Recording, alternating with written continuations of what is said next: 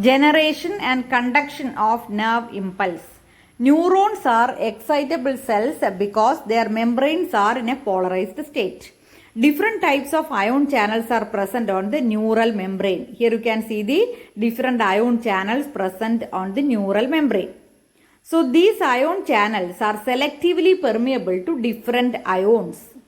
Two remarkable properties of nerve cells are excitability and the ability to transmit messages. Nerve impulses are electrochemical excitation waves passing along the membranes of stimulated neurons. Transmission of nerve impulses involves three steps. First one is maintenance of resting potential, second one is initiation of action potential, third one is propagation of action potential. Let us learn one by one. First is maintenance of resting potential.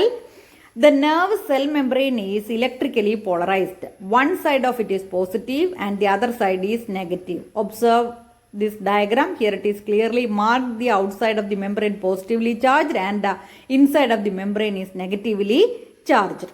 So the potential difference that exists across the cell membrane is known as simply the membrane potential. And in an unexcited or resting neuron, the outside is positive and the inside is negative. And this potential difference in the resting cell is known as resting membrane potential. And it is due to the differential distribution of sodium and potassium ions on the two sides of the membrane. The cytoplasm inside the membrane has more potassium ions than outside, and the extracellular fluid outside is rich in sodium ions. Once again, observe this diagram. And the negative charge inside is due to the presence of negatively charged proteins also. Note it down. So this difference in the concentration of sodium and potassium ions create a strong tendency for their diffusion from a higher to lower concentration. So here observe this diagram here. From the region of higher to the region of lower concentration, the ions tend to move. So sodium ions tend to move from outside to inside, and potassium ions also tend to move from inside to outside. So here is the explanation. Potassium ions tend to diffuse out and sodium ions diffuse in across the membrane. However, this unequal distribution of sodium and potassium is maintained by the active transport mechanism that is known as sodium-potassium pump. Okay.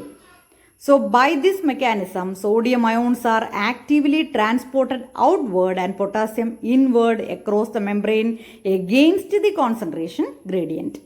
And the resting membrane is freely permeable to potassium ions and impermeable to sodium ions and negatively charged proteins present in the axoplasm. In a resting neuron, the outside is positive due to high concentration of sodium ions we have explained earlier, and negatively inside due to high concentration of negatively charged proteins. These ionic gradients across the resting membrane are maintained by the active transport of ions by the sodium potassium pump, which transport 3 sodium ions outward for 2 potassium into the cell. As a result, the outer surface of the axonal membrane possesses a positive charge while the inner becomes negatively charged and therefore is polarized. Generally, the resting membrane potential ranges from minus 40 to minus 90 millivolt with a typical value of minus 70 millivolt. Second step is initiation of action potential. When a neuron is stimulated, a cyclic series of electrochemical changes take place in it. This is called action potential. In the stimulated point of a neuron, the sodium-potassium pump stops for a short while, and at this point, the membrane becomes more permeable to sodium ions. And this results in a heavy influx of sodium ions, causing the reversal of resting membrane potential. So here it is very clearly shown. The sodium-potassium pump stops for a while, and there is an influx of sodium ions inside and potassium ions to the outside. So at this stimulated point, the interior of the membrane becomes positive and the exterior negative. This reversal of the resting potential is referred as depolarization.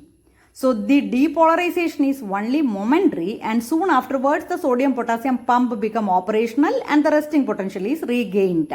So this restoration of the resting membrane potential is called repolarization, and the depolarization and subsequent repolarization together constitute an action potential. Observe this diagram. Here it is clearly explained.